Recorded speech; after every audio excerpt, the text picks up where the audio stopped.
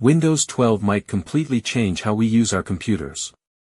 Imagine a world where there's no start menu, no desktop icons, just Copilot, controlling everything with the power of AI. Sounds futuristic? Well, this new Windows 12 concept makes it look real. This viral Windows 12 concept shows a totally new design, a clean, minimal interface where Copilot takes the center stage.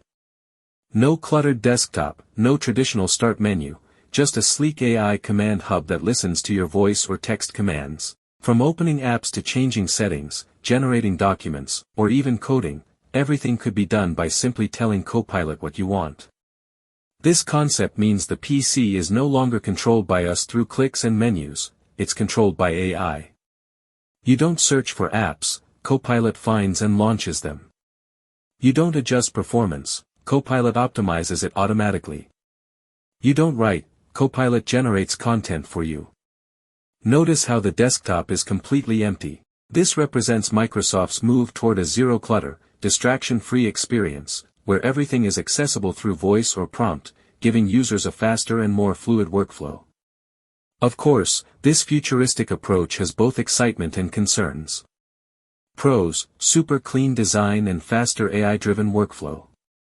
Personalized and predictive system. Hands-free operation with real-time optimization. Cons: less manual control for advanced users. Possible privacy and data security risks. Overdependence on AI and cloud connection. So, while it looks revolutionary, it also raises big questions about control and privacy. His concept isn't just a design idea, it's a glimpse into the next phase of computing, where AI becomes the operating system. If Microsoft ever brings this vision to life, Windows 12 could be the biggest leap since Windows 95. So what do you think?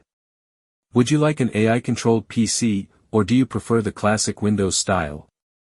Share your thoughts in the comments, and don't forget to like, subscribe, and turn on the bell icon for more future tech updates.